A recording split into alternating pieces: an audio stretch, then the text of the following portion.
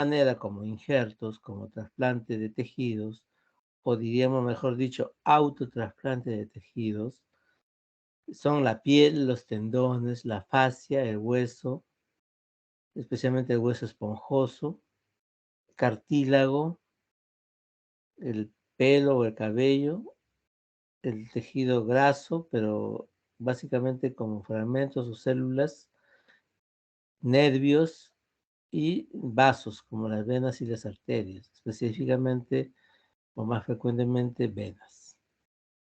Entonces, para esto necesitamos recordar algunos conceptos, ¿no? Por ejemplo, ¿cuántos tipos de cartílago tenemos? ¿Cuántos tipos de cartílago conocen? A ver, ¿quién quiere responder? Preguntamos mejor. A ver, Adis Pinedo, ¿cuántos tipos de cartílago conoces? Era el cartílago hialino. mm, ah, no recuerdo, doctor. Más. Hialino. ¿Quién quiere ayudarle a Doctor, Doctor, puede ser el elástico fibroso. elástico. cuál? Elástico fibroso, doctor. Ya, ¿y dónde está el elástico? ¿En qué partes? ¿En dónde podemos encontrar el elástico?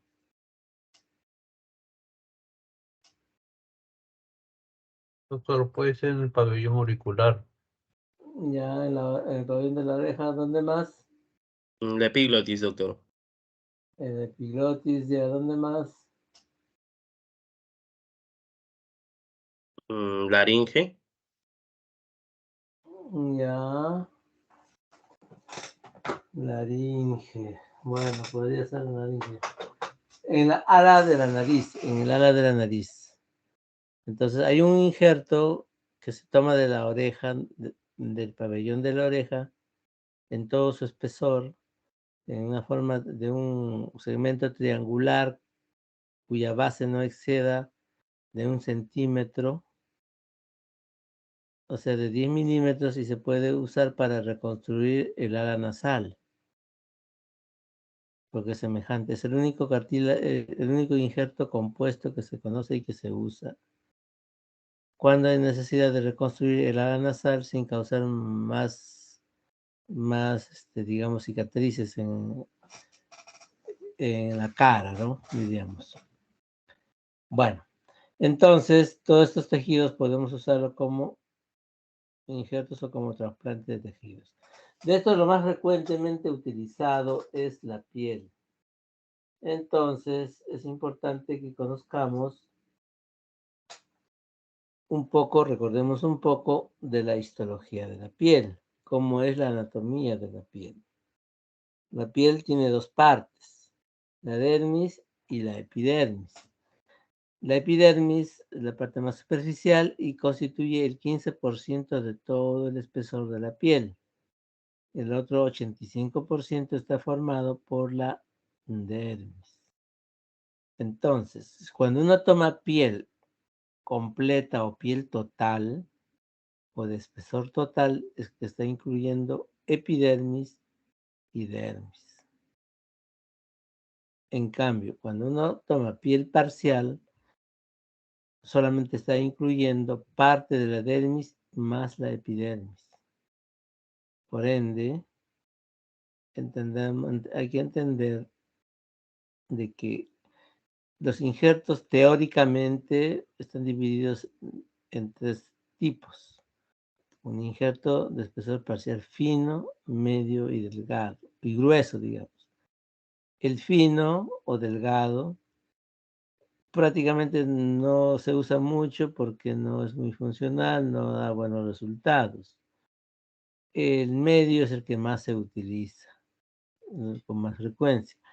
El grueso lo usamos muy poco porque puede dejar secuelas cicatriciales en la zona donante. Por ende, es poco utilizado. ¿Ya? ¿Hasta ahí alguna pregunta?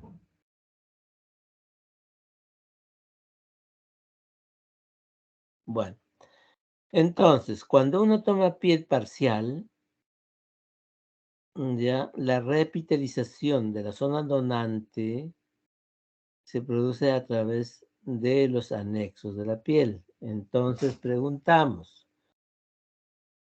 ¿cuáles son los anexos de la piel? A ver, ¿quién quiere contestar? A ver, Mayumi, anexos de la piel. Los vellos, en este caso también las uñas, Ya, las glándulas también. ¿cuáles glándulas?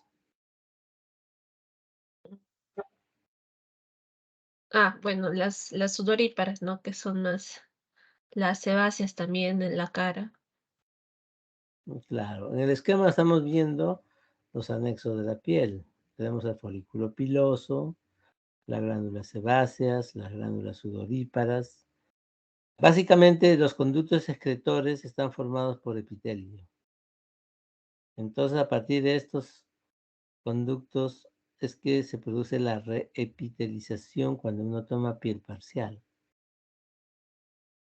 Pero cuando uno toma piel total, ya no va a haber anexos. Por lo tanto, no hay de dónde epitelice y lo que sí se va a formar es una cicatriz. Entonces, cuando uno toma piel parcial, la reparación se hace por reepitelización a partir de los anexos. Entonces, la piel casi queda igual como estuvo al inicio. Pueden haber cambios de color, pero son o se parecen o son casi similares a la estructura de la piel normal cuando se produce la reepitelización. En cambio, cuando uno toma un injerto de espesor total, no va a haber anexos de donde epitelizar y por lo tanto se repara con una cicatriz. Por ende, cuando uno toma amplias áreas de tejido de piel total, puede ser necesario ponerle un injerto de piel parcial en esa zona para cubrir ese hecho. Por lo tanto, también no se utilizan grandes áreas, salvo que no haya otra opción. Por eso los injertos de espesor total se utilizan básicamente en la cara y en pequeñas dimensiones, en pequeñas extensiones. Bueno, continuamos. Para eso también es importante conocer el grosor de la piel. La piel varía más o menos de grosor entre los 43 hasta los 380 milésimas de milímetro. Es importante conocer su irrigación, que es a partir del plexo dermosubdérmico, y su inervación también del plexo dermosubdérmico nervioso, ¿no? Entonces, ¿cuándo varía el grosor de la piel? Puede variar con la edad. Es más delgado en los extremos, tanto en un niño extremos de la vida, ¿no? En un niño pequeño es muy delgado, en una persona mayor es muy delgado también. La diferencia ya está en la elasticidad. Cuando son muy pequeños, la piel es muy elástica. En cambio, en las personas mayores ya se ha perdido la elasticidad o ha disminuido mucho la elasticidad, por lo tanto se forman las rítides, los pliegues, y es más delgado en espesor, pero también al mismo tiempo pierde elasticidad. También hay variaciones con el sexo. Es más delgado la piel en las damas y más grueso en los varones. Son cuestiones de la naturaleza. También puede variar con el estado nutricional. Una persona que ha recibido una nutrición adecuada, pues va a tener una piel eutrófica, diríamos, ¿no? En cambio, una persona que ha estado malnutrida, etcétera, su piel no es de buena calidad. Varía con la etnia.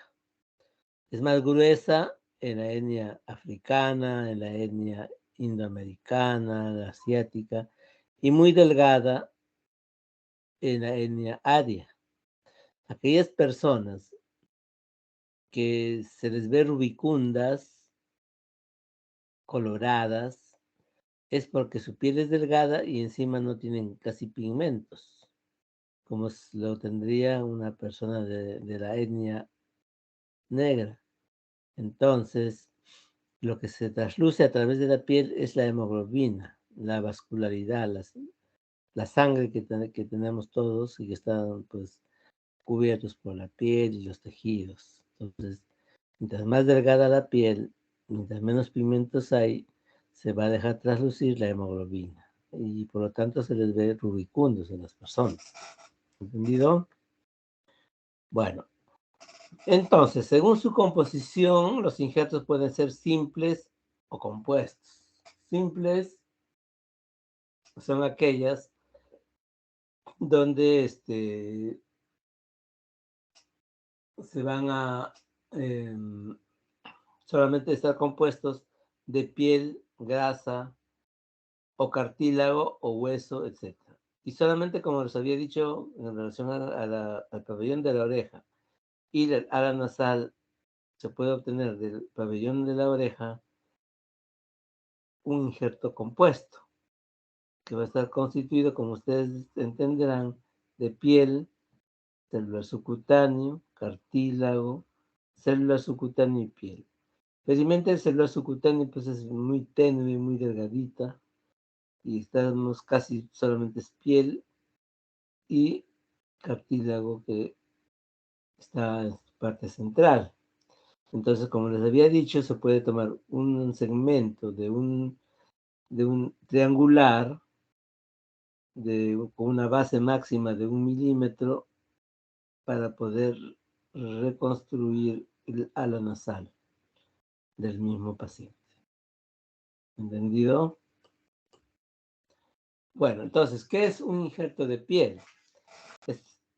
Podríamos denominar al injerto de piel como un segmento de tejido de piel, que puede ser parcial o total, que va a ser trasplantado de un lugar que se llama área donante a otro lugar del cuerpo llamado área receptora.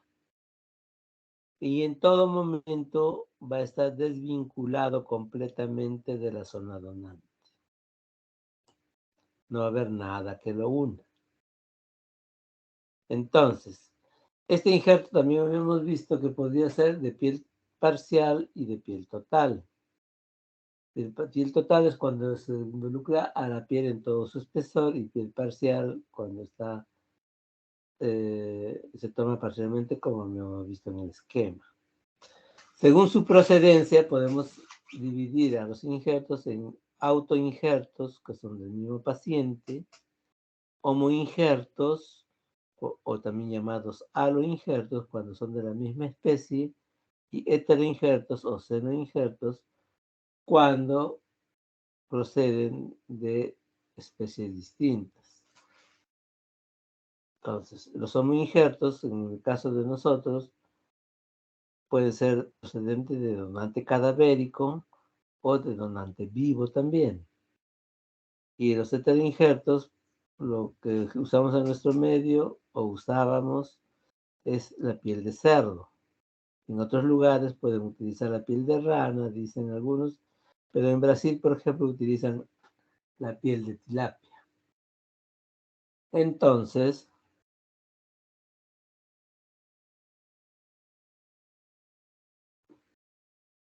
todos estos injertos, el único que es permanente es el autoinjerto. Los demás son temporales y funcionan como apósito biológico. ¿Entendido? ¿Alguna pregunta hasta ahí?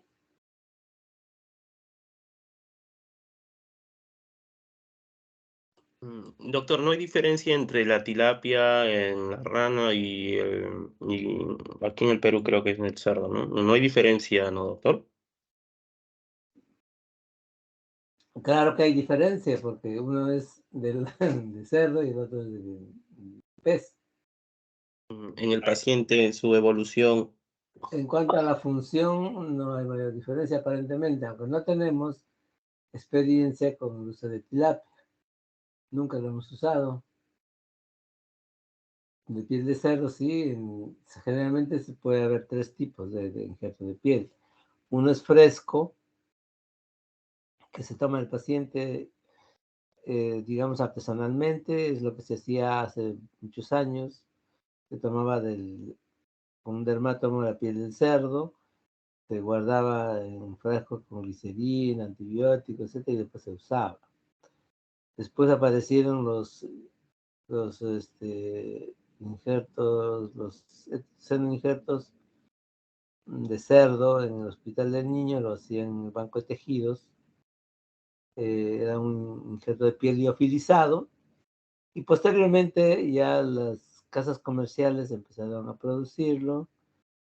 Acá venía con la marca de Isiderm, pero era muy caro, era piel fresca también, pero ya procesado, y pero no era mejor que la piel liofilizada que se producía en el niño. Pero últimamente, al no tener registro sanitario, en este momento no hay forma de poder encontrar estos esteroinjertos. Estamos ahorita en problemas, especialmente con los pacientes quemados, porque como ustedes saben, reemplaza hasta cierto punto la piel temporalmente. Entonces, cuando no se cuenta con este producto, entonces las cosas se complican para el tratamiento de los quemados. Bueno, ¿alguna pregunta al respecto hasta ahí?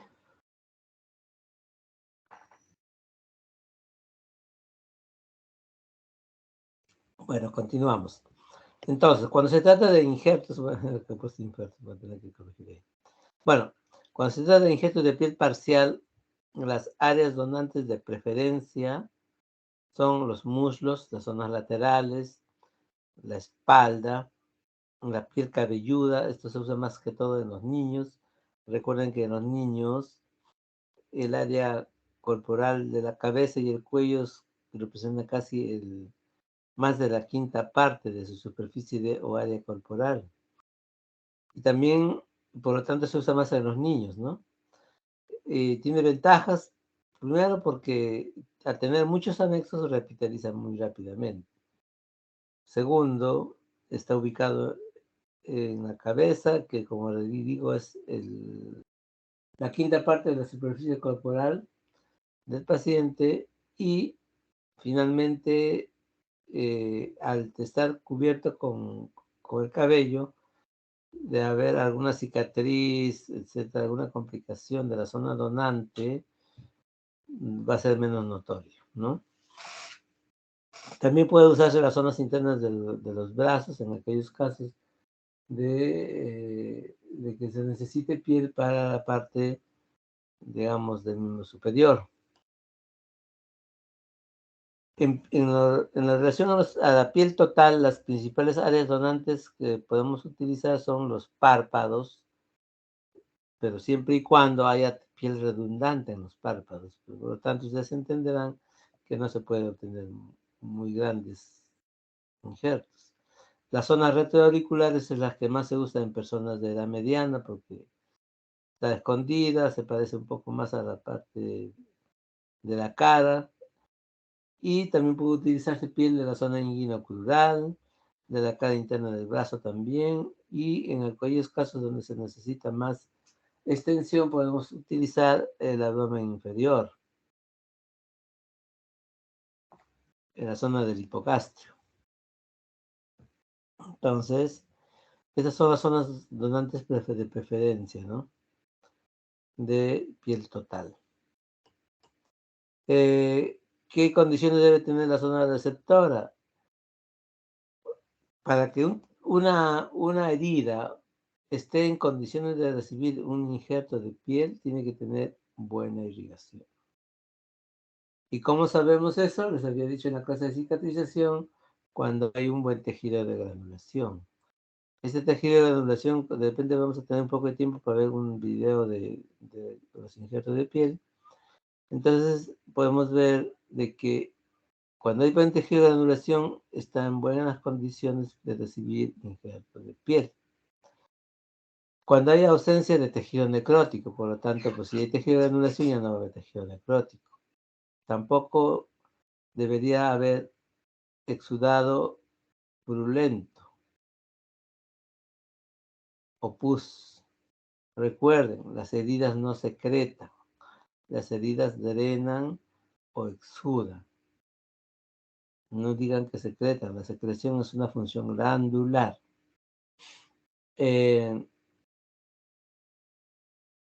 También no debe ser zonas con áreas que tienen expuestos los tendones, cartílagos o hueso. ¿Por qué? Porque se va a perder el injerto, ya que estas son poco vascularizadas, entonces no van a ser suficiente su irrigación para mantener vivo y que la piel se pueda integrar en esa zona. Y también preferentemente hay que retirar tejido cicatrizal fibroso para que tenga un mejor resultado. Ahora, en cuanto al procedimiento, para tomar la piel, cuando se trata de piel total, se tiene que hacer con bisturí, con un escalpelo. Cuando se trata de piel parcial, lo podemos tomar con una hoja de afeitar cuando son áreas muy pequeñas, por ejemplo, de 2 o 3 centímetros de superficie a cubrir. Y podemos tomar también usando el dermatomo manual, dermatomos neumáticos y dermatomos eléctricos. Últimamente se puede usamos generalmente la hoja de afeitar y los dermatomos. ¿Ya? En cuanto a los dermatomos, por ejemplo acá tenemos una cuchilla de Hamby, ya un instrumental antiguo que lo diseñó Hamby para tomar piel. Constaba de una cuchilla larga y una lámina para aplanar la piel y poder facilitar la toma del injerto de piel parcial. También Padgett diseñó su dermatomo manual. Todos estos funcionaban con la fuerza de la mano del operador. Posteriormente, Brown diseña el dermatomo eléctrico, que está movido por fuerzas eléctricas, por la corriente eléctrica.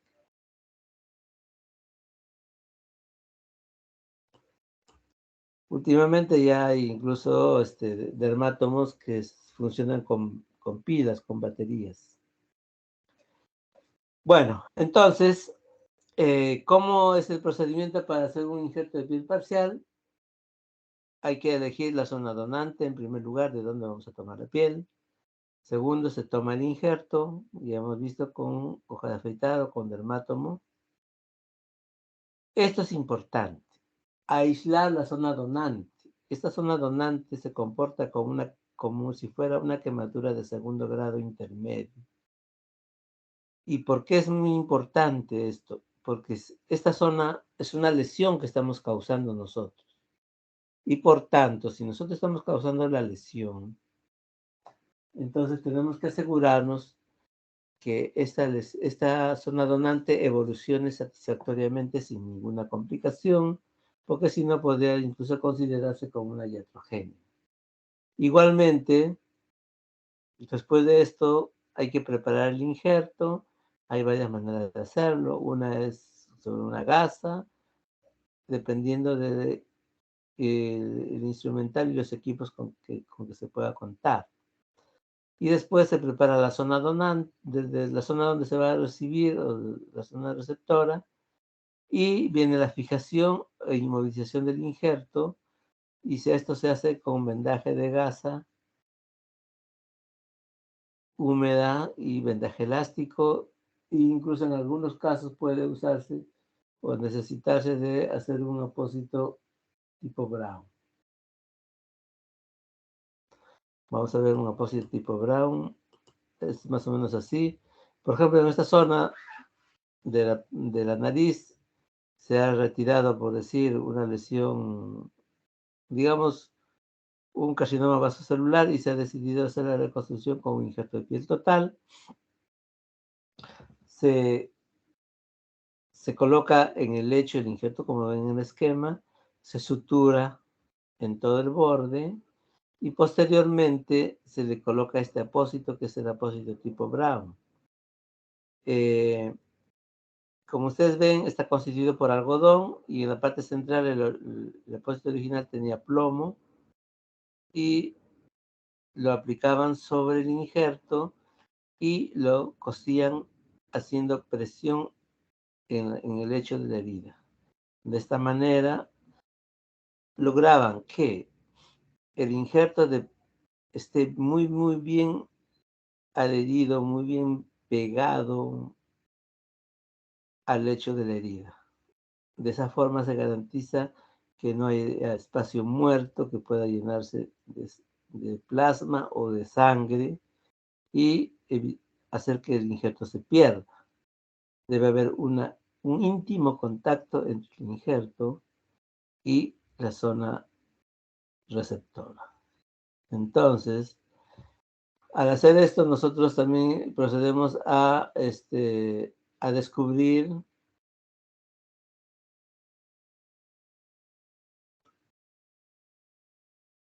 el injerto. Generalmente lo hacemos al quinto día. En algunos lugares lo hacen al día siguiente, o sea, el postoperatorio número 1. Y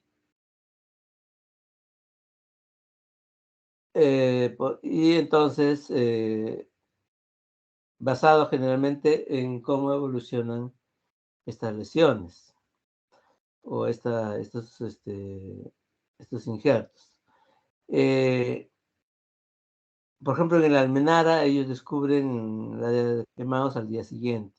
Nosotros lo hacemos al quinto día. Para esto tenemos que asegurarnos de que no haya seromas, que no haya hematomas, o sea, tiene que haber hacer una buena coagulación, hacerlo con un poco más de paciencia. Y si uno garantiza esto, pues puede hacerlo, fácilmente se puede descubrir el quinto día o después. Pero si uno duda o sospecha que hay seromas o hematomas, podemos descubrir un poco antes, ¿no? Y ese descubrimiento tiene que hacerse con mucho cuidado para evitar que se pueda desprender esta piel. Una vez si se desprende, ya se va a perder ese injerto, ¿no? Pero como repito, si hubiera seromas o hematomas o vemos que hay probablemente un drenaje purulento o un exudado purulento, tenemos que adelantar el descubrimiento para evitar que ese injerto se vaya a necrosar o se pierda o se digiera con la infección. Lógicamente que si hacemos este procedimiento es imposible que podamos descubrirlo al día siguiente, ¿no? No habría forma, teníamos que hacer como otra nueva cirugía. Bueno, cuando uno descubre al día siguiente, pues tiene que colocar otra vez el injerto encima de la herida para que se adhiera o se integre en ese lecho, ¿no? Para que este injerto sobreviva, para que se integre, en primer lugar tiene que estar bien indicado, ¿no? Tiene que estar bien indicado.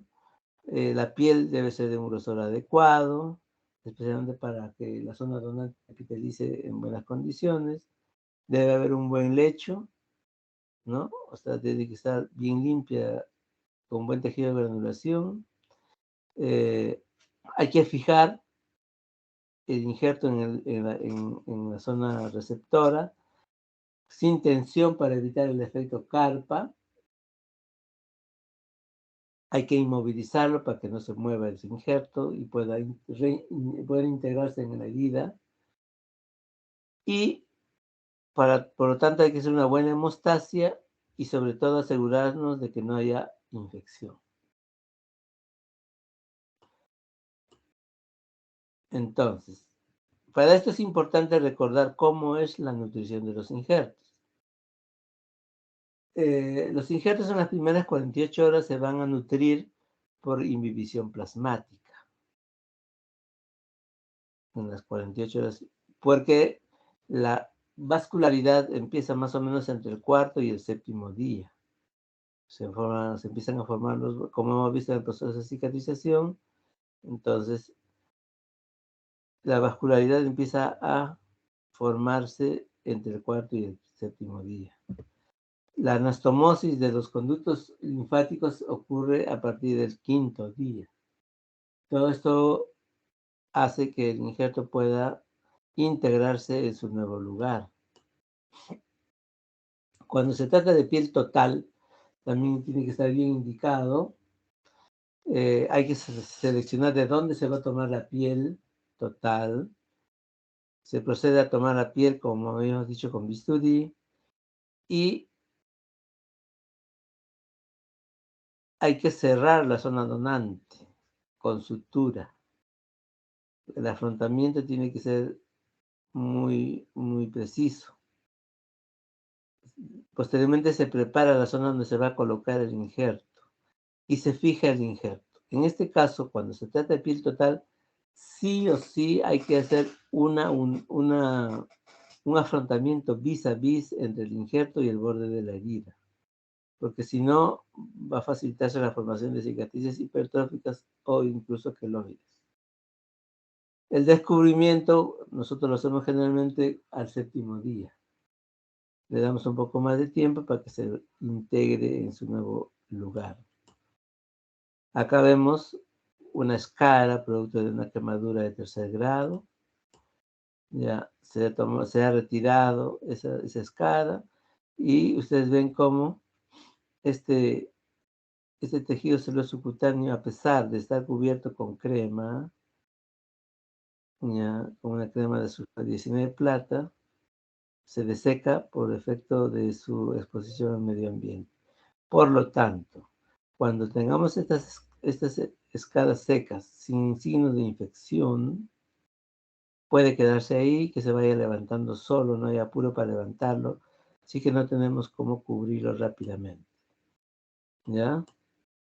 Estos son imágenes de injertos. Este es un injerto antiguo. Acá ustedes ven un desnivel. Esto es tejido cicatricial. Igual tejido cicatricial. Acá el injerto está prácticamente sobre el periósteo, en la cara anterolateral de la tibia. Anteromedial, diríamos, la tibia. Y en esta zona es un injerto nuevo. Ustedes notan la diferencia en color. Casi tiene la misma característica de una piel sana. ¿Por qué? Porque acá hay buena vascularidad. Acá la vascularidad es menor y encima ha habido cicatrices. Miren los cambios tróficos propios de una insuficiencia venosa periférica. ¿No?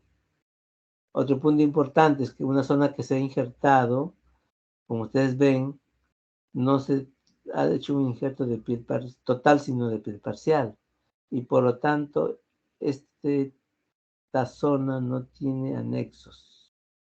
Por lo tanto, no se va a lubricar y necesita utilizar cremas humectantes y cremas lubricantes, porque no tiene ni glándulas sebáceas ni glándulas sudoríparas. Y por lo tanto va a ser necesario lubricarlo y humectarlo. Una vista más próxima, como ustedes ven. Así debería quedar una zona injertada en las mejores condiciones, ¿no? Bueno, entonces, ¿qué diferencias hay entre un injerto de piel parcial y piel total? Los injertos de piel parcial se utilizan para amplias áreas. La de piel total para pequeñas zonas por la dificultad de la área donante. Cuando se trata de piel parcial, puede inmovilizarse con suturas o solamente con vendajes. Pero cuando se trata de piel total, tiene que ser sí o sí inmovilizado con suturas y con un afrontamiento vis a vis entre el injerto y el borde de la herida. En el caso del injerto de piel parcial, la zona donante se va a reparar por epitelización. En cambio, en el de piel total, se va a formar una cicatriz. ¿Ya? Y como decimos, hay que suturar la herida. O si la zona es muy grande, porque ha sido necesario, se puede cubrir con un autoinjerto de piel parcial. En los libros dicen que los injertos de piel parcial producen mayor contracción de la herida, de esa arruga, pero esto no tiene nada que ver, a mi entender, con el tipo de injerto. Más bien tiene que ver con el tejido fibroso que haya en esa herida. Por lo tanto, es mejor retirar toda la zona cicatricial para poder lograr el injerto, como hemos visto en este caso.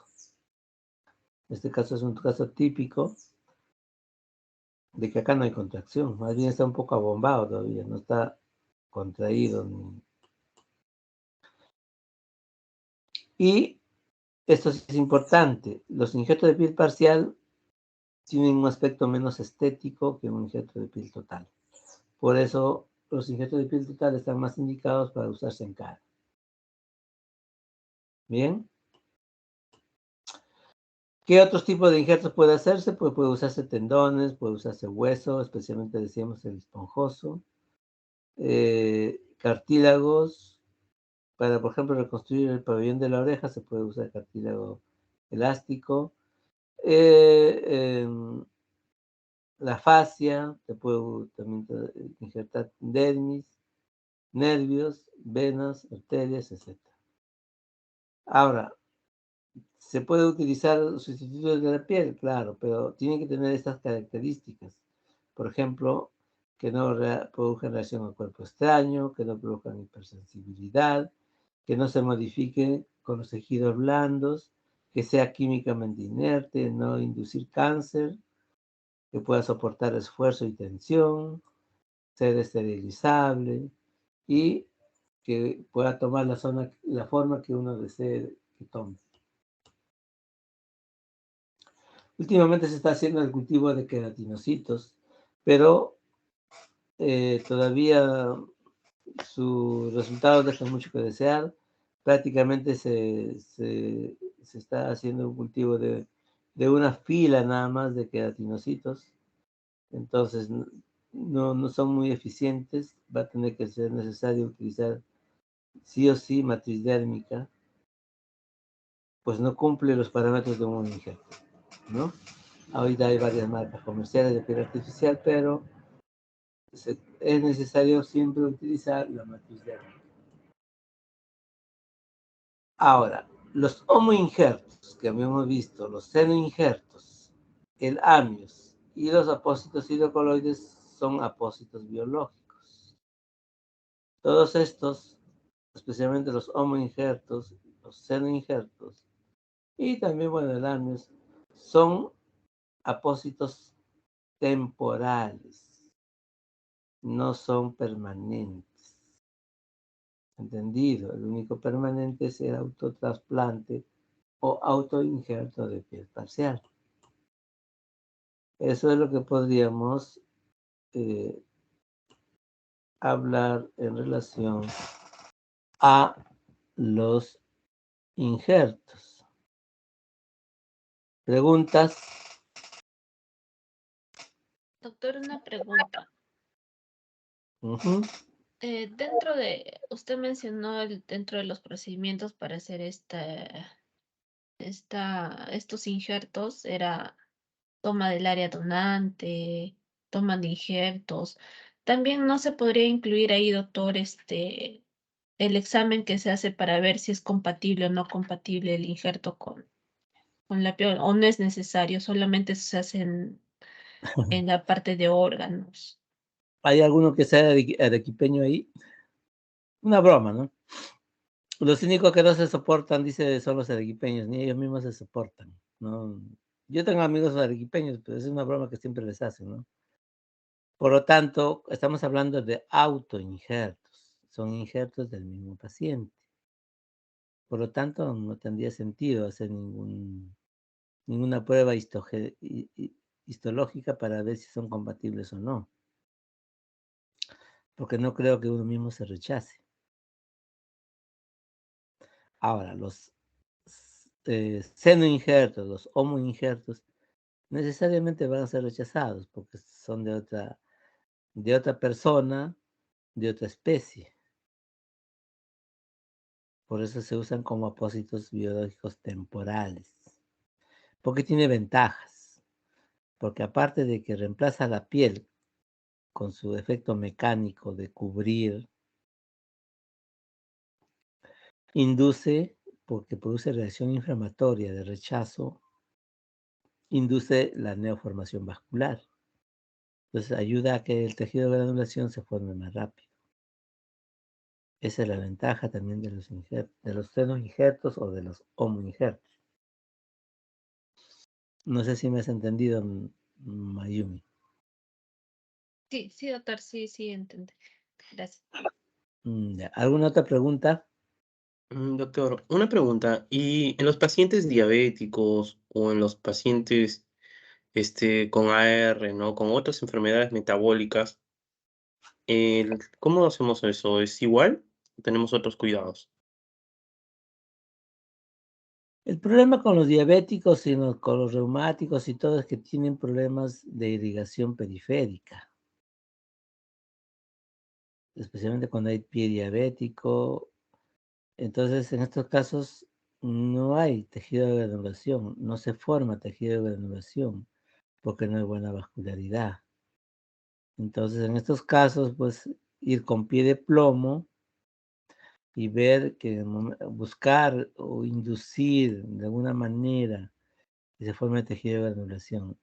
Si no hay tejido de granulación igual a que no hay buena circulación, entonces no ganamos nada cubriendo con un injerto, por lo menos con un autoinjerto. Podemos usar, pues, digamos, injertos para tratar de aumentar por inflamación la vascularidad de la zona, pero a veces no responde. Pero colocar un injerto cuando no se tiene seguridad de que hay buena vascularidad es simplemente hasta cierto punto, podríamos llamarlo como impericia, porque no se está poniendo el injerto en una buena zona que tenga buena irrigación. ¿Alguna otra pregunta?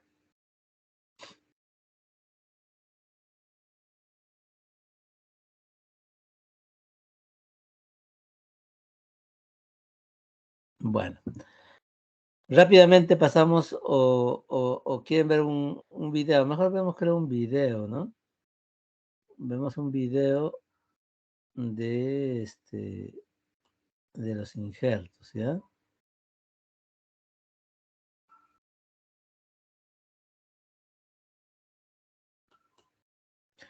A ver, ¿dónde están nuestros?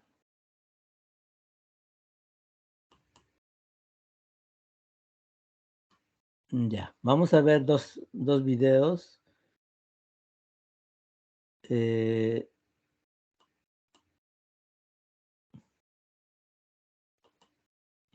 Uno más o menos, lo que más se hace, como la forma como más se hace acá en nuestro medio, y el otro en un lugar más sofisticado, diríamos, ¿no?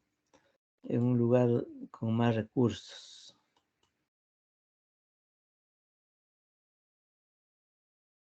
Entonces, en estos casos,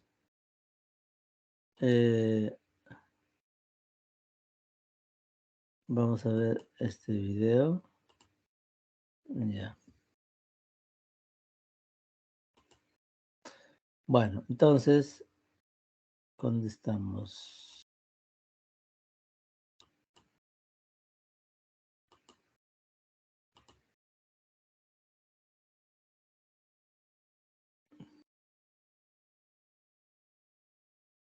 ¿Estás viendo mi pantalla o no? No se ve, doctor, no está compartiendo. Aún no se ve, doctor. Ya.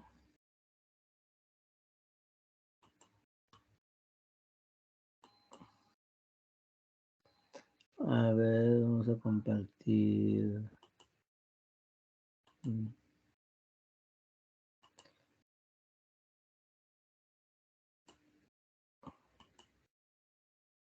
Ya, entonces vamos a ver Esto de acá primero. Ahora sí ven, ¿no? Sí, doctor. Ya. Bueno, este caso es de un paciente con una herida en el talón, pero para empezar, no es lo más indicado con poner un injerto de piel parcial en esta zona, porque es una zona de apoyo, es una cobertura precaria. Pero bueno, como técnica se puede hacer. En este caso, están limpiando el tejido de granulación. Nosotros lo hacemos hasta después de tomar la piel, pero bueno. Está sacando todo el tejido de granulación, está haciendo la limpieza del lecho de la herida.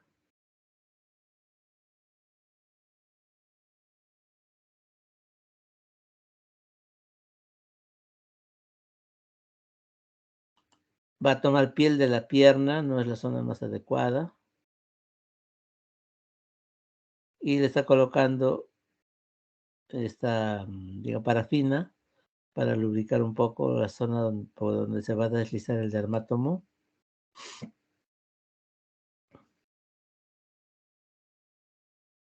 Está midiendo el tamaño de la zona donante.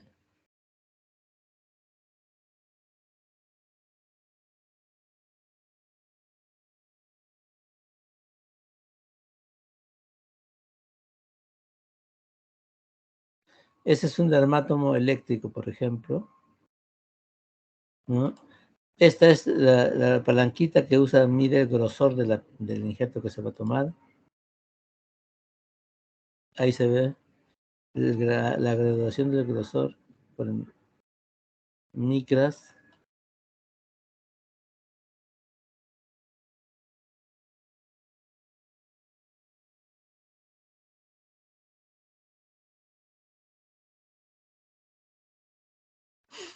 Se está tomando la piel.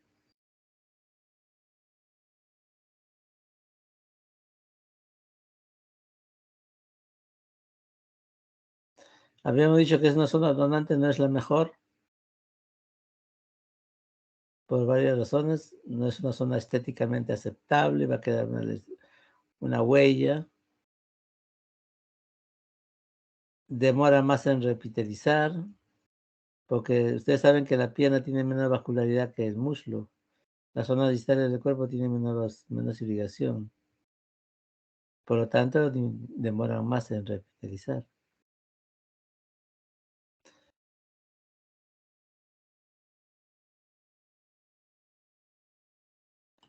Esta es la zona donante y mide más o menos, se comporta como una quemadura de segundo grado intermedio.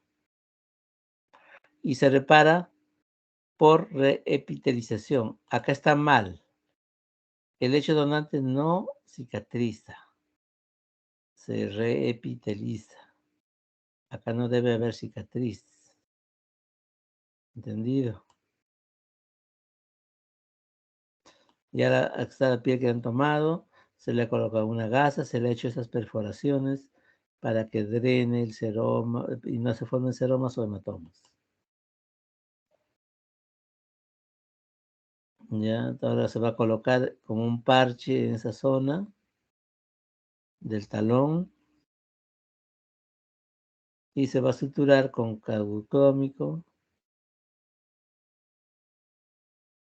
En este caso vamos a sacar carbucrómico porque, como decíamos, en una semana debe estar ya todo esto integrado.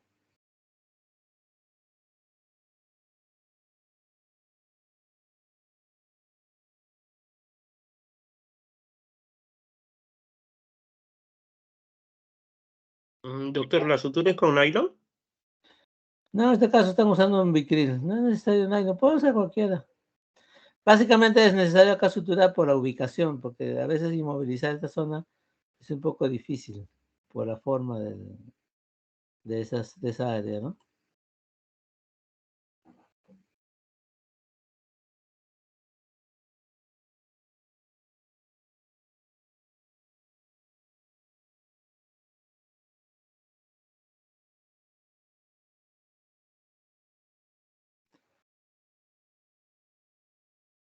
Y están suturando en el lecho.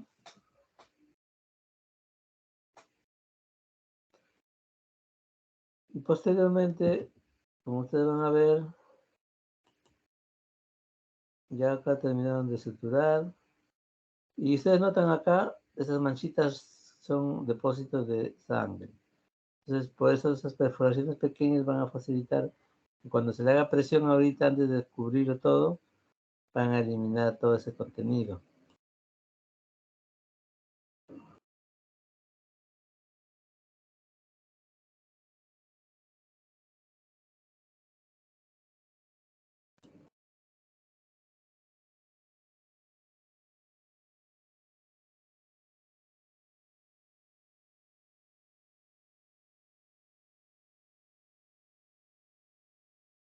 Más o menos así quedaría, ¿no? Pero hay que drenar un poco esto, ¿no? Hay que hacer un poco de presión para que salga este contenido. Bueno, ese es uno de los videos y este es el otro que les había dicho que es un poco más sofisticado. ¿Ya?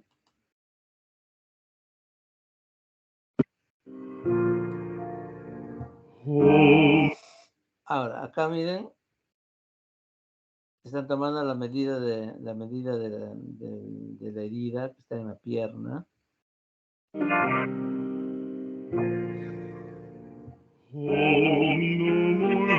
Entonces acá la zona donante va a ser el músculo.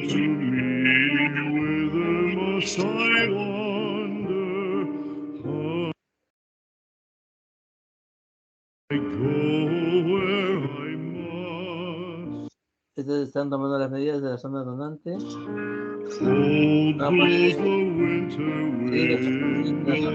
Otro tipo de dermátomo, también acá está el graduador de grosor.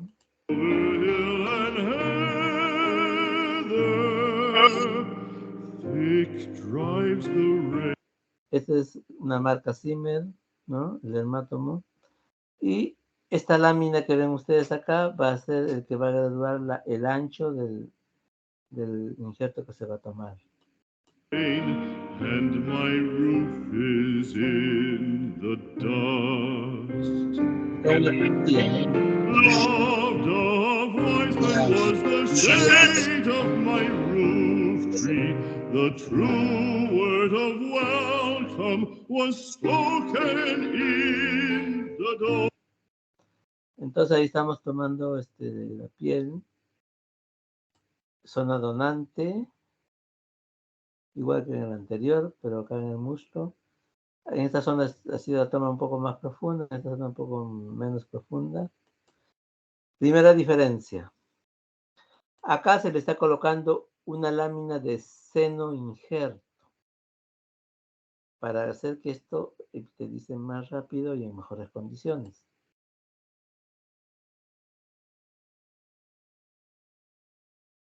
Entonces eso después se cubre con unas gasas y todo lo demás. Ahora, otra sofisticación. Esta lámina que ustedes ven acá, media cuadriculada, transparente, es un dermocarrier. Es una lámina de polipropileno que está medio fenestrado en forma oblicua. Se le va a colocar ahí, se va a estirar la piel en esa superficie que tiene ranura, como les decía, oblicuas. Y este se llama dermocarrier y van a pasarlo por un mallador o un rodillo, o también llamado expansor de piel o mallador. Van a mallar la piel. Recuerden que ha sido solamente una toma. Están pasando por el rodillo. Este es un aparato que es también caro.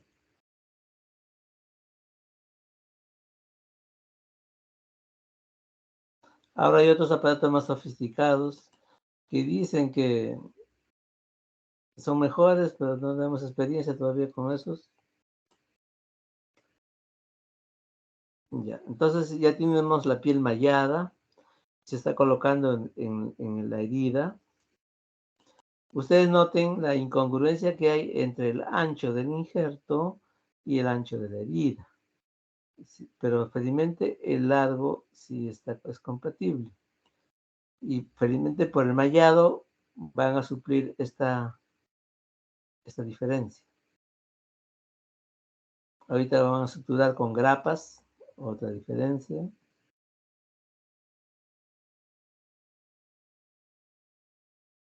están afrontando o suturando. Como ustedes ven, no es vis a vis como tiene que ser en un injerto de piel total. Igualmente acá siguen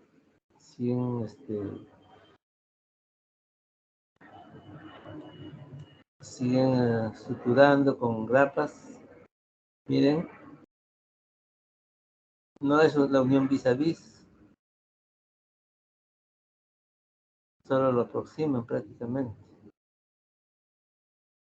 Miren, van ahora a retirar la piel excedente, como ustedes ven acá, y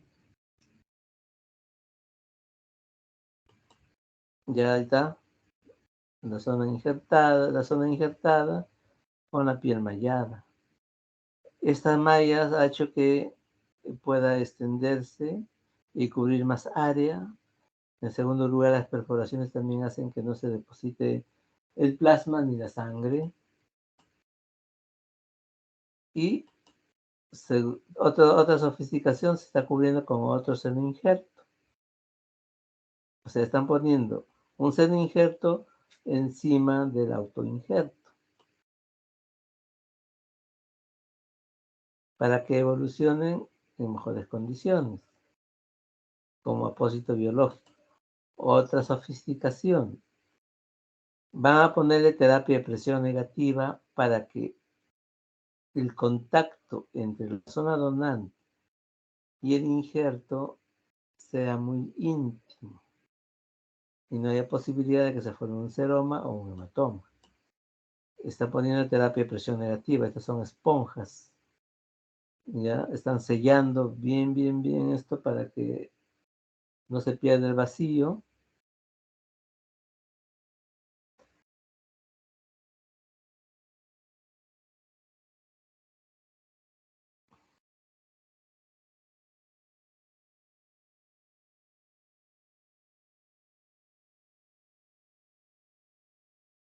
Siguen sellando bien esto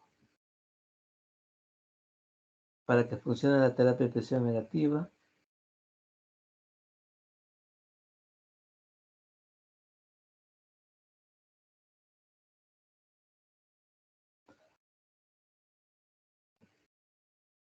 Ahí está la válvula de succión. Están colocándole la válvula ya.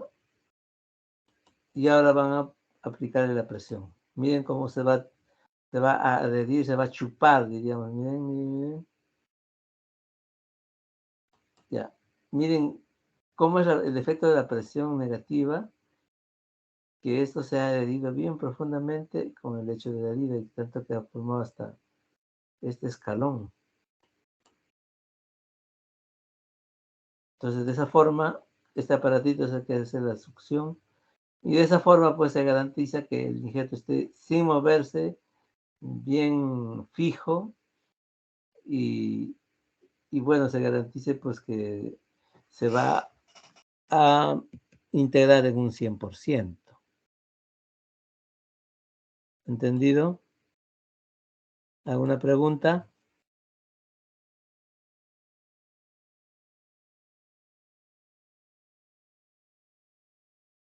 ¿Mm? ¿Alguna pregunta? ¿O no? ¿Me escuchan o no? Sí se escucha, doctor. Ya. Doctor, en el primer caso la herida era circular, ¿no? La lesión era circular y sin embargo se sacó un rectángulo y es más, sobró digamos, un espacio considerable todavía de piel. ¿Eso se puede hacer o simplemente se podía cortar de manera circular o un poco Sí. más pequeño o no importa si sobra un poquito más? Como has visto, no es necesario, no es importante que sobre más. Es muy difícil sacar con un dermatomo sacar algo redondo, ¿no? Es irrelevante también. ¿Alguna otra pregunta?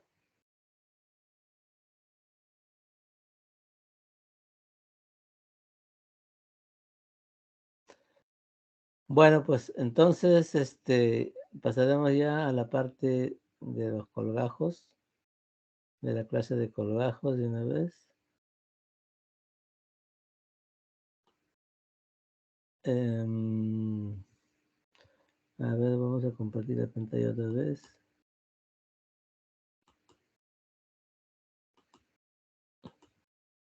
Ya, ve mi pantalla, ¿no?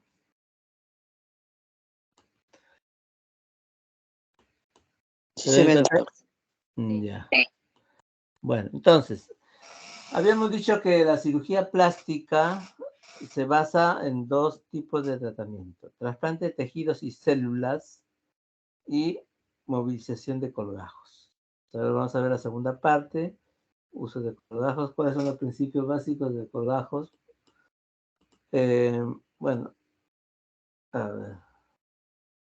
Este es el logo de nuestro servicio de cirugía plástica de Rebagliati. Bueno, como ustedes ven, los colgajos pueden tener diferentes tipos de diseño, ¿no? ¿Qué es un colgajo? Es un segmento de tejido que se va a desplazar de un lugar llamado donante a otra zona llamada receptora, en todo momento provisto de una base y o pedículo vascular o básculo nervioso que lo va a unir al resto del cuerpo. Es como una lengua de tejido, como una bandera, por eso en inglés se dice flag, ¿no? Siempre buscamos ir de dar soluciones simples a las más complejas. Para hacer un colgajo hay que hacer una planificación cuidadosa para no, digamos, quedar corto. Hay un principio fundamental, especialmente para los colgajos que no tienen una arteria o un vaso conocido, es que la relación entre la longitud y la base no puede ser mayor de 2:1. O sea, en otras palabras, si yo quiero un colgajo que tenga 10 centímetros de largo, la base no puede ser menor a 5 centímetros. ¿Entendido? Entonces, el largo no puede exceder más del doble del ancho. Es importante también ver en qué lugar estamos trabajando, si es una zona poco vascularizada. Y eso lo vamos viendo gradualmente mientras se va haciendo la cirugía. Y si uno nota que no hay buena vascularidad, hay que parar en ese momento, esperar un poco de tiempo y seguir avanzando en un segundo tiempo, completar la cirugía. Por eso es importante ver en el momento en que se va a levantar el colgajo.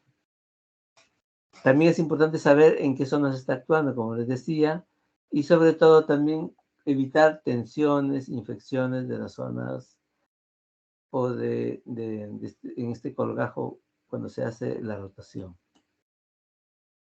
o el avance, ¿no? Entonces, ¿cómo se irrigan los colgajos? Los colgajos pueden irrigarse por arterias musculocutáneas que van a formar perforantes y estas a su vez van a formar el plexo dermosudérmico debajo de la piel. Pero hay colgajos que tienen arterias cutáneas directas y son los colgajos axiales, ¿no? Acá vamos a ver un esquema más didáctico. Por ejemplo, acá tenemos una arteria segmentaria que atraviesa el plano torácico y discurre debajo del plano muscular. Y a partir de este plano da unas perforantes que se van a dirigir hacia la piel y van a formar el plexo dermosudérmico. Esta es la irrigación típica de un colgajo random o al azar. ¿Ya? En cambio, los colgajos axiales que tienen su arteria cutánea propia tienen otra forma de circulación o de irrigación. Por ejemplo, esta arteria segmentaria, que puede ser una mamadilla interna con fácilmente, da una arteria perforante que en este caso va a atravesar el plano óseo y el plano muscular y va a discurrir sobre el plano facial o subfacial. Y a partir de este lugar mandan las perforantes que van a dirigirse hacia la dermis y va a formar el plexo dermosudérmico. Entonces, esta forma de irrigación que nos ayuda a que uno pueda, digamos, levantar todo este colgajo, incluyendo la arteria, se va a dirigir hasta acá y se puede incluso hacer una rotación de 180 grados, o sea, se le puede poner en esta zona. Esa es la ventaja de tener un colgajo axial o un colgajo cuya irrigación se conozca. En cambio, en estos colgajos no podemos darnos ese lujo porque para levantar este colgajo tenemos que cortar las perforantes. Y mientras más perforante se corte, se va a privar de vascularidad el tejido. ¿Hasta ahí entendido? Sí, doctor. Bueno, entonces, los colgajos por su composición pueden ser dermograsos, fasciocutáneos, musculocutáneos, osteomusculocutáneos. O sea, por ejemplo, acá el dermograso tiene piel y grasa, o celulosa cutáneo. Fasciocutáneos ya le estamos agregando la fascia, musculocutáneo se le puede agregar el músculo, y osteomusculocutáneo cuando también tiene constituido por segmentos óseos. Estos colgajos generalmente se usan como colgajos libres. Vamos a después ver qué es un colgajo libre. Entonces, los colgajos según su irrigación podrían ser de tipo random o al azar. Está basado en perforantes, como hemos visto en el esquema. Y los colgajos axiales que tienen su propia arteria. Acá un esquema de un colgajo tipo random. Miren, esta es la arteria segmentaria que da las perforantes del plexo dermosudérmico.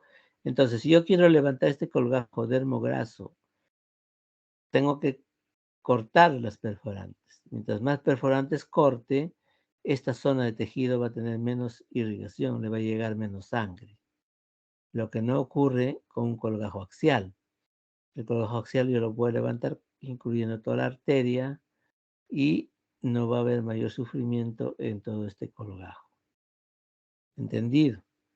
Ahora, a su vez, estos colgajos axiales podemos dividirlo en un colgajo tipo peninsular, que tiene como una península, igual que una península con una denominación geográfica.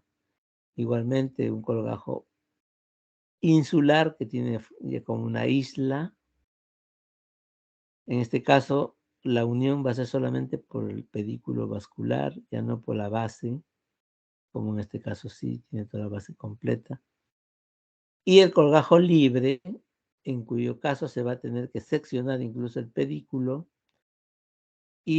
pero para que este segmento de tejido sobreviva, tiene que estar anastomosado a otros vasos, a una arteria y a 2 venas. Por lo tanto, se necesita un procedimiento microquirúrgico. ¿Entendido? Y eso se utiliza generalmente para construir en colgajos, pues, con colgajos que, por ejemplo, en el cuello, el piso de la boca, etcétera, ¿no? O incluso el esófago. Bueno, acá tenemos un típico ejemplo de un colgajo axial, es el colgajo inguinal, o de MacGregor también se le llama, tiene nombre propio. Entonces acá vemos que este segmento de tejido está irrigado por la arteria ilíaca circunfleja superficial, como ustedes ven acá. Entonces, estas sus perforantes, y de esta forma irriga toda una amplia zona y se puede levantar este colgajo para cubrir y rotarlo en zonas, digamos, donde pueda llegar como colgajo local de rotación. Pero también podría utilizarse como un colgajo libre. Poco frecuentemente usado, pero puede ser necesario utilizarlo así. Otro colgajo axial que se conoce de mucho tiempo hace son los colgajos deltopectorales. Estos colgajos también tienen buena irrigación, como ustedes notan. Se irrigan a través de la mamaria interna, en este caso. Dar sus ramas, y esto se utilizaba para reconstruir la zona cervical, el cuello, cuando había cicatrices retráctiles, especialmente después de las quemaduras. Pero el problema es que acá te deja un defecto antiestético, ¿no? una zona donante que tiene que cubrirse con un injerto de piel parcial. Bueno, entonces, como hemos visto, como en el esquema, los colgajos peninsulares, en donde su base incluye el pedículo vascular, los insulares solamente está unido por el pedículo vascular, sin tejido que lo unan a la base o al resto del cuerpo. Y los colgajos libres, en cuyo caso se seccionan los pedículos vasculares y va a necesitar una anastomosis microquirúrgica sí o sí.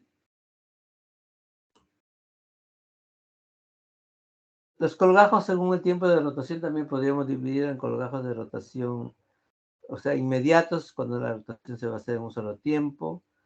También puede ser de avance o puede ser de interpolación, dependiendo a qué dirección va a seguir el colgajo. Y los retardados que se van a hacer en más de un tiempo, 2, 3 tiempos. Y a veces también puede ser colgajos en voltereta o tipo oruga. ¿Cómo es en voltereta? Que avanzan como un niño cuando está en un parque dando volteretas, ¿no? En ese sentido. Y en oruga, pues como avanza una oruga, se estira, se contrae, y se estira, y se contrae. Esto se usaba antiguamente con más frecuencia porque no se conocía, pues, la microcirugía. Pero ahora está un poco relegado, pero puede usarse en caso de necesidad. Por ejemplo, pues, en una persona que no tiene mucha vascularidad o que no tiene posibilidades de hacerse una microcirugía, etcétera, ¿no? ¿Cuándo utilizar colgajos? Eso también es importante que ustedes tengan conocimiento. Generalmente se usan colgajos cuando se necesita cubrir áreas poco vascularizadas, como los tendones, cartílagos, articulaciones, hueso, etc. En la cara es preferible utilizar colgajos también, especialmente para reconstruir párpados, nariz, labios, etc. También es importante utilizar colgajos para preparar una zona para una operación posterior, por ejemplo, una pierna que necesita una operación posterior y está cubierto con una cicatriz o una herida precaria, no es conveniente ponerle un injerto, porque cuando se haga la osteosíntesis, etcétera, se va a exponer todo el material de osteosíntesis y se va a fracasar la cirugía. También puede utilizarse colgajos cuando uno quiere llevar inervación sensitiva a otra zona, por ejemplo, al pulpejo de los dedos, se puede llevar un colgajo del otro dedo en forma de isla. Y para llevar tejidos y darle más volumen también se puede utilizar. Entonces, ¿qué es un colgajo retardado? Es un colgajo que se va a hacer por tiempos. Por ejemplo, en el primer día de la cirugía, en el día 0, se va a hacer, en este caso, en este esquema, 2 incisiones paralelas, ¿no? Y se va a despegar. ¿Qué se busca con esto? Que este segmento de tejido, que como ustedes ven, que es el largo, es más del doble del ancho, sobreviva. Inicialmente, con irrigación que le llega de la parte superior y de la parte inferior. En el 7º día se puede hacer se puede ir privando de más circulación a este segmento. Por ejemplo, en este caso se está haciendo incisiones en esta parte superior. ¿Para qué? Para ir privándole de vascularidad por esta zona, ¿no? Como ustedes ven. Porque estas incisiones funcionan como tabiques o como paredes. El despegamiento también. Entonces acá en el 7º día se va haciendo la incisión. En el día 9 se termina de hacer los cortes y se puede esperar un par de semanas y se levanta el colgajo y se rota a otro lugar, como vamos a ver acá. Por ejemplo, en este caso, se trata de una herida en el talón, un defecto que por la ubicación necesita ser cubierto con un colgajo. Entonces, más o menos se establece un patrón de tela o de papel, también puede ser, de cómo podría ser ese colgajo que va a ser necesario para cubrir esta zona. Entonces, una vez que se ya hace el patrón, se diseña el colgajo donde se va a levantar, ¿no? Entonces acá se ha escogido la zona medial del tobillo, en este caso, ¿no? Entonces, ¿nosotros qué hacemos habitualmente? Haríamos una incisión en L. Esta incisión inicialmente en L. Una vez que se ha diseñado el colgajo. A las 2 semanas hacemos la otra incisión paralela a la zona más larga y se despega de los tejidos profundos. Esperamos un par de semanas y podemos levantar, primero hacer una limpieza de esta zona, levantar el colgajo. Ustedes ven que se ha cosido en su mismo sitio, ¿no? Entonces se levanta el colgajo, se coloca en esa zona y esta zona donante puede ser cubierto con un injerto cutáneo. Entonces este es un planeamiento de un colgajo retardado. Ahora, ¿por qué hacemos un retardo de colgajo? ¿Por qué? Porque esta zona es poco irrigada, entonces hay que asegurarnos de que este colgajo no se necrose. Por esa razón se hace por partes. También puede hacerse en un paciente diabético, pero con mucho cuidado y con unos riesgos altos de que no cicatrice o empiece por el estímulo, puede empezar a producir necrosis también. Entonces siempre hay que tener mucho cuidado en pacientes con diabetes o con enfermedades reumáticas. Bueno, acá ya se ha cubierto la zona donante con un injerto cutáneo y ya se ha cubierto también esta zona crítica con un colgajo, en este caso dermograso, ¿no? Los colgajos de rotación, como su nombre lo dice, avanzan así rotando. Lo que quiero que ustedes vengan y entiendan acá es, miren, este defecto. Para cubrir un defecto pequeño, como ustedes están viendo acá, hay que movilizar tejidos que son 5 hasta 10 veces más grande que la zona que se va a cubrir. ¿Ya? Por eso es y este tejido, entiendan que solamente va a recibir sangre o irrigación por esta zona. Por lo tanto, uno tiene que asegurarse que esto, en primer lugar, cierre sin tensión. En segundo lugar, no se necrose. Este es un colgajo generalmente de tipo random. Otro colgajo de transposición, un defecto, se diseña un colgajo, se rota. Miren la línea de máxima tensión, a veces hay que hacer un corte para romper esa tensión, como ven acá. Y esta zona puede injertarse. Ustedes dirán, pues mejor porque no le podemos hacer injerto de frente. Pues puede ser necesario, como hemos visto en el talón de ese paciente, hay necesidad de llevar un tejido de buena calidad para cubrir ese defecto. También puede haber colgajos bilobulados, que quiere decir que tiene 2 lóbulos. Por ejemplo, esto se usa, por ejemplo, en la punta de la nariz. Se retira una lesión, una neoplasia, y posteriormente hay que cubrir esa herida, ¿no? Y se tiene que diseñar un colgajo. Pero como este colgajo que va a cubrir esta zona, la zona donante no va a ser fácil de cerrar, hay que diseñar otro colgajo para cubrir la zona donante y del colgajo A. O sea, se hacen 2 colgajos, un colgajo A y un colgajo B.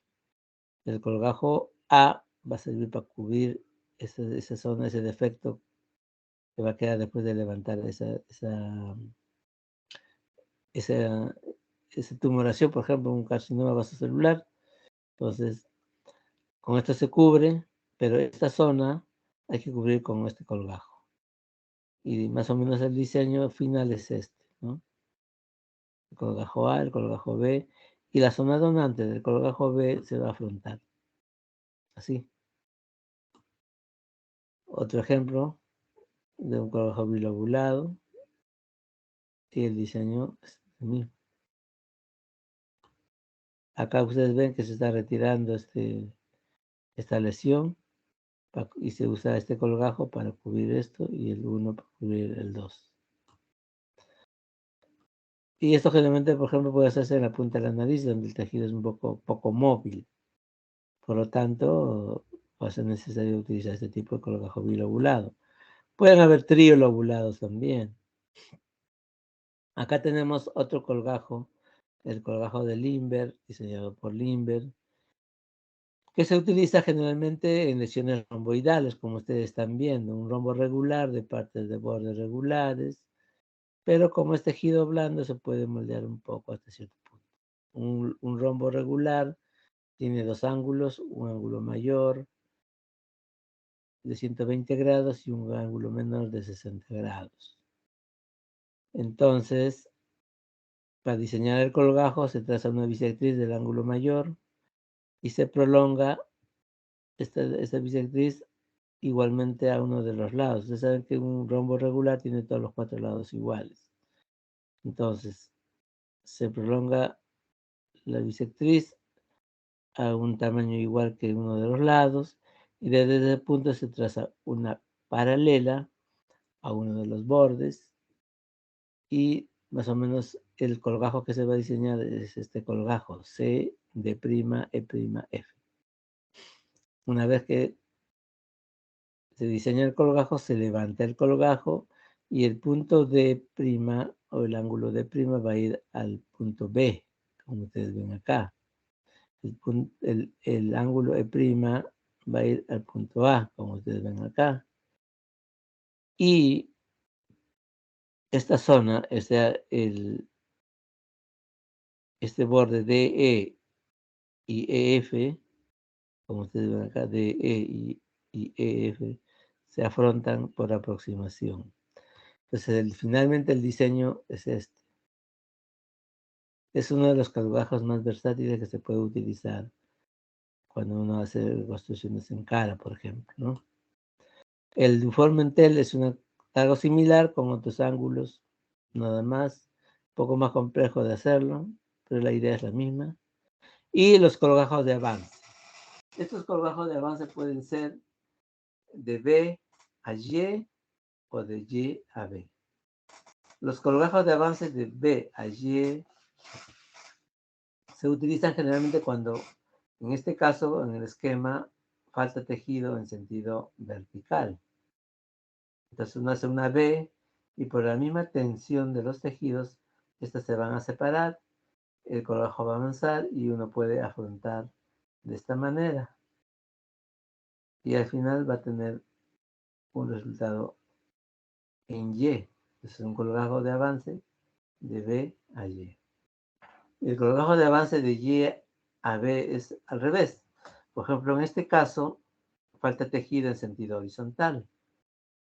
Entonces diseñamos una Y y por el mismo efecto de la tensión se va a abrir esto, esta incisión vertical se abre y deja un espacio que tiene que cubrirse avanzando este tejido, este ángulo de tejido. De esta manera. Entonces al final tenemos una incisión en Y que termina en B. ¿Ya? Es un colgajo de Y a B. Y finalmente, bueno, podemos tener estos colgajos a distancia, colgajos indirectos a distancia. Por ejemplo, un paciente que sufre un traumatismo en el dorso de la mano, que expone huesos y o tendones. Entonces estamos en un lugar donde no tenemos mucha tecnología y tenemos que levantar un colgajo. Por ejemplo, acá en la zona del tórax abdominal, se levanta el colgajo. Se hace el primero, pues hacemos el diseño, como ven acá, en este esquema. Entonces, una vez que se hace el diseño, se levanta, como acá ven en el esquema B, y se sutura. Este es el colgajo que se ha levantado y la zona donante se está suturando y queda una lengüeta. Esa lengüeta se va a coser, en este caso a la mano, y se va a mantener esto por lo menos 21 días. Durante ese tiempo, este tejido se va a revascularizar a partir de la mano, de la circulación de la mano. Y nosotros a partir del día 14 podemos ir cortando acá, como la misma idea de los colgajos retardados, se va cortando para que forcemos que este tejido sobreviva por la revascularización del lecho de la herida. Más o menos en el día 21 hay que separarlo para no dejar mucha secuela en el hombro. En algunos pacientes mayores puede incluso quedar con un hombro congelado. Por eso después de esto hay que hacer una rehabilitación rápida. Porque como ustedes notarán, pues esta inmovilización va a causar que la articulación del hombro no se mueva, la del codo tampoco, incluso la muñeca tampoco, y los dedos van a tener cierta limitación de la función. ¿Ya? Las zetaplastías también son un tipo de colgajo, en este caso sería un colgajo de extrapolación, ¿no? Acá vemos una cicatriz retráctil, ¿ya? Y sobre esta cicatriz retráctil se diseña el eje de la zeta. Y a partir de ahí se puede crear los brazos de la zeta. La zeta que más longitud da son las zetas de 60 grados. Esta zeta, cuando uno hace las incisiones, debido a la tensión que hay en este sentido vertical, los colgajos se van a acomodar casi prácticamente solos. Y se consigue que la zeta, que era en este caso, digamos, en sentido vertical, se haga en sentido horizontal en relación al eje de la zeta. Y de esa manera se puede aumentar la longitud hasta, según dicen, hasta 3 veces más de lo que estaba inicialmente antes de la cirugía. Igualmente la misma zeta. Y eso es lo que podríamos alcanzarles. No sé si tienen alguna pregunta.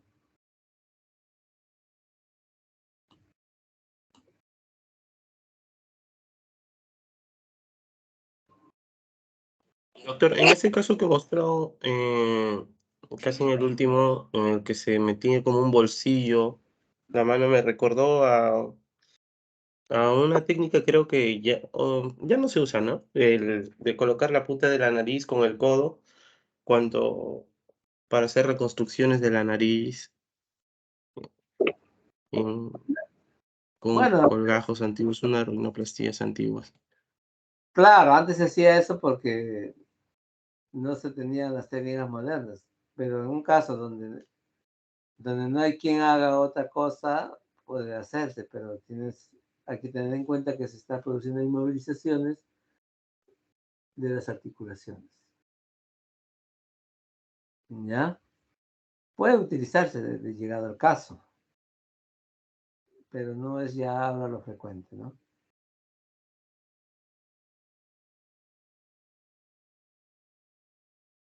¿Alguna otra pregunta?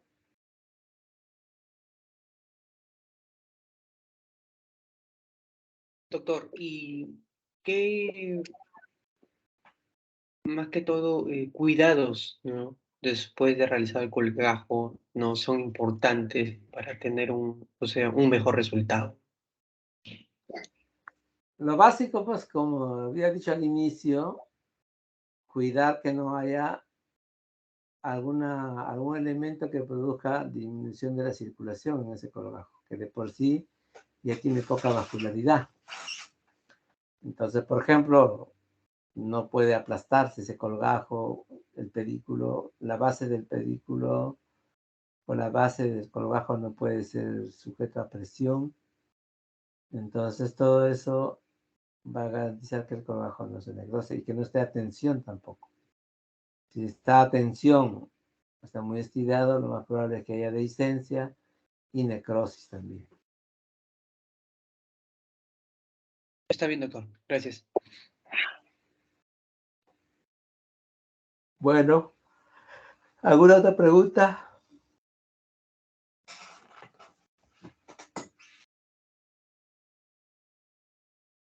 ¿Qué pasó con Brian? ¿Se ha ido también otra vez?